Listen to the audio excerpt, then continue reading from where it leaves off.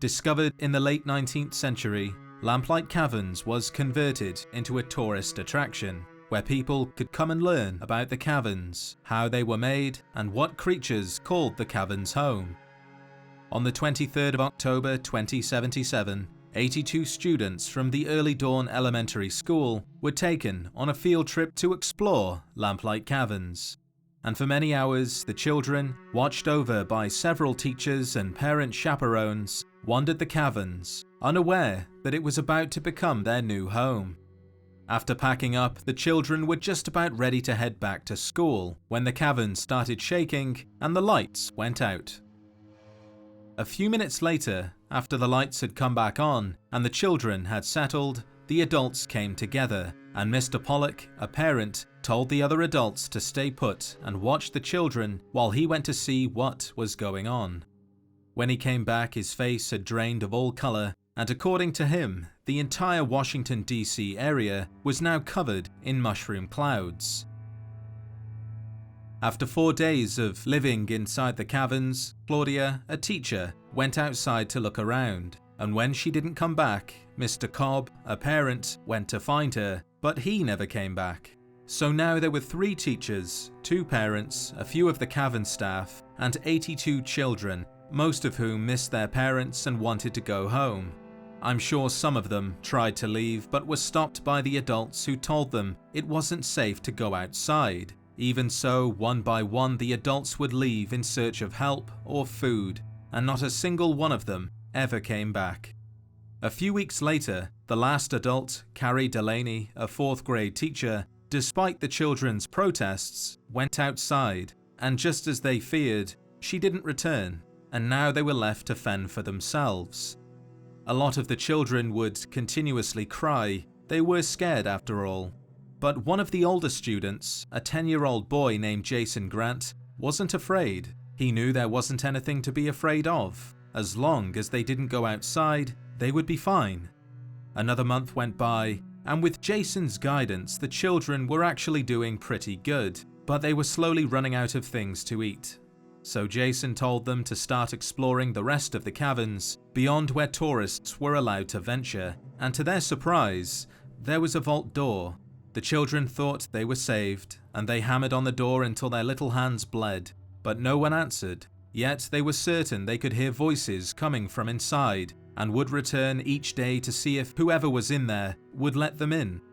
This was Vault 87, and the voices they could hear were the residents going about their days, blissfully unaware that 82 children were just outside and in desperate need of help.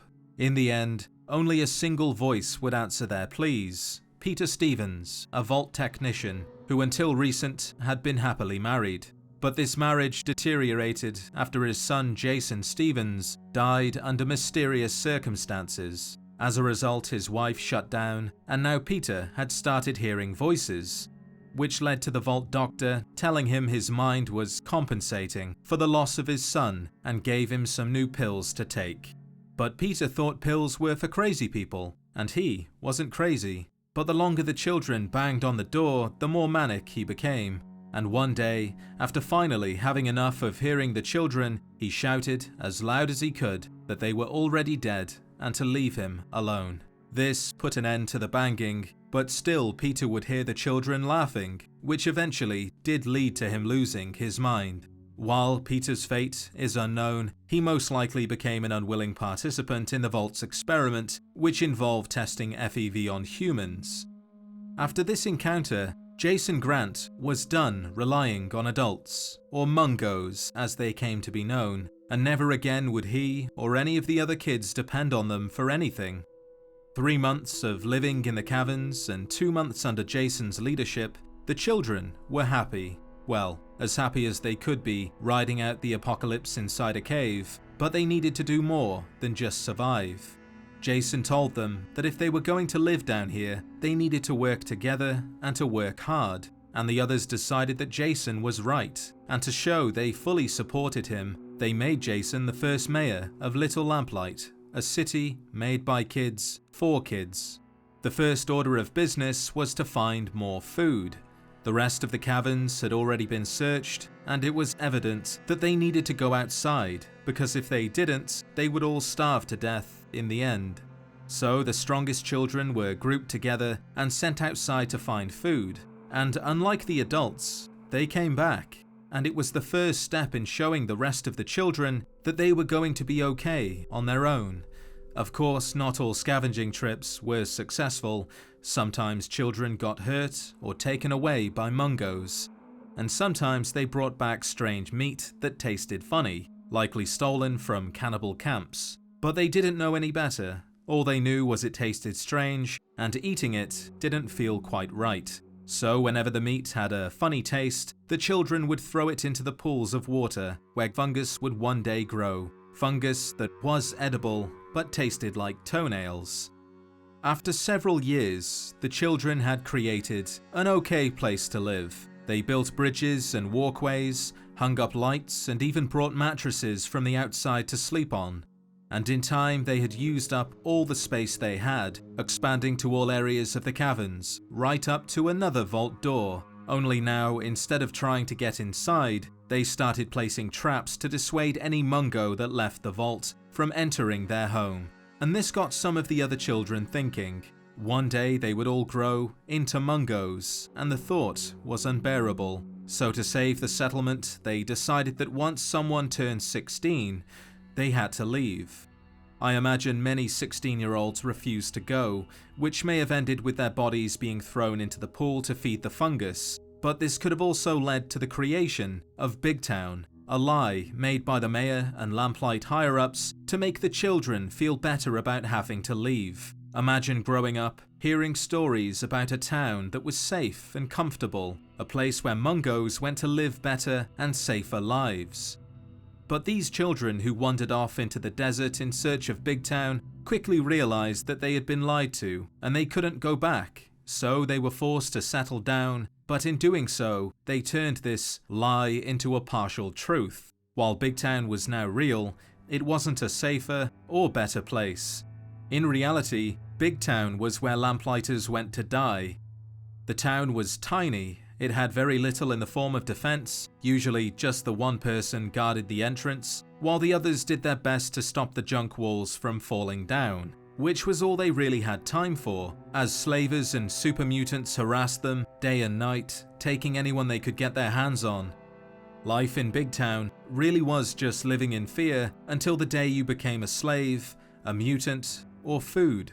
And you would think that, say, after 10 years, both Little Lamplight and Big Town would be devoid of all life, as the children would have eventually grown up and left Lamplight Caverns, only to go to Big Town and be killed. But somehow, after 200 years, both settlements are still inhabited by children and young adults, and the reason why has never been made clear. The most popular theory is the children who grow up to go to Big Town have kids, and while Lamplight Caverns isn't the safest place, it is much safer than Big Town. So the parents send their children to the caverns, but upon turning 16, they are sent back to Big Town, where their parents have undoubtedly died while they were away. So they don't know any better than to have kids of their own, who they send back to Little Lamplight, which continues the cycle. Another theory is children just find their way to Lamplight Caverns. Perhaps they hear stories of a city for kids and go there, while people at Big Town may actively direct orphans to it, knowing it's safe. And this has enough children finding the caverns to keep both it and Big Town alive. And let's not forget the occasional child being born in Lamplight Caverns. However, there is another theory, and that's that Little Lamplight and Big Town are part of a super mutant farm. While children can be turned into super mutants, they might not produce the best specimens. So any child they find are dropped off or chased to Lamplight Caverns. It's only when they grow up and go to Big Town, the mutants start taking them away to be transformed. Whatever the reason for children still inhabiting the caverns, they are. And things are pretty much the same as they were 200 years ago. They still have a mayor, they still kick people out when they turn 16, and they still eat fungus. But there are a few differences. They now have a schoolhouse, a clinic, and a restaurant where some of the older children teach the little ones how to read, take care of their boo-boos, and prepare their meals. They also have a lot of dogs, presumably brought in as puppies by scav teams to help with their super mutant problem. At some point in recent times, the super mutants from Vault 87 have discovered Lamplight Caverns, but the traps the Lamplighters had set for the Mungos did prevent the mutants from taking over, but the area they did take is now known as Murder Pass. While many Lamplighters died, those quick enough ran back to the souvenir shop, and along the way they placed even more traps, tripwires and pressure plates connected to grenade bouquets and swinging objects, which slowed the mutants down and gave them enough time to put up a gate, which over the years has been reinforced. Currently guarding the gate is Angela, or Princess as she likes to be called, a 12-year-old bully who lasted 5 minutes as the mayor before McCready, the current mayor, punched her in the nose and took the position from her, stating Lamplight needed a leader and not a princess. Now all Lamplighters are forbidden from entering Murder Pass, not that they want to, mind you. They know what's waiting for them on the other side, and are in no hurry to join their fallen friends. So, the children guard the pass, live their lives, eat fungus, and wait for the dreaded day they turn 16. The most recent kid to come of age is Jack Sticky Hands, or just Sticky for short, who is apparently 18 years old. Either Jack doesn't know how old he is, or he spent 2 extra years living in the caverns than he should have. Either way, Sticky really doesn't want to go, but in the end he does, and it's unknown if he ever made it to Big Town, although some say the Lone Wanderer was kind enough to take him there. However, not all children, despite trying, find their way to Big Town. Take, for example, Machete, who once defended Little Lamplight, and at the age of 7 years old, slaughtered a mole rat with a machete, hence her nickname. And while this did give her celebrity status among the other children, she was also made to leave when she turned 16. But on the way to Big Town, Machete was caught in a dust storm, she got lost, and instead of finding Big Town, she discovered a large trading settlement known as Canterbury Commons. Now, because of her pride, she'll never admit to going to the wrong place, but her skills have led to her becoming a full-time guard, keeping the town safe from raiders and creatures, which is a pretty good turnout considering how her life could have been had she actually made it to Big Town. Despite Machete accidentally breaking the Little Lamplight Big Town cycle, she's not the only one to do it. There is another who actually decided to start wandering the wasteland, and I'm of course talking about Mayor McCready. Born in the capital wasteland to parents he never knew, McCready, as we know, became the mayor at 10 years old, and he ruled the roost for 6 years until he was forced to leave in 2281. By then, McCready had plenty of experience using a rifle from guarding the front gate, a skill which led to him becoming a mercenary and meeting his wife and having a son, which is a video for another time. But children like Machete and McCready have shown that not all Lamplighters are destined for Big Town, and the cycle can be broken. Stories carried by merchants say the Lone Wanderer helped Big Town and taught the young adults how to defend themselves. And with the super mutants and slavers no longer taking any of them away, the settlement grew, and caravans added the town to its long list of stops. If this were true, then that would mean Big Town was now safe enough for children. No longer would their parents have to send them away, which in turn would cause Lamplight Caverns to slowly run out of children, which could lead to their rules changing.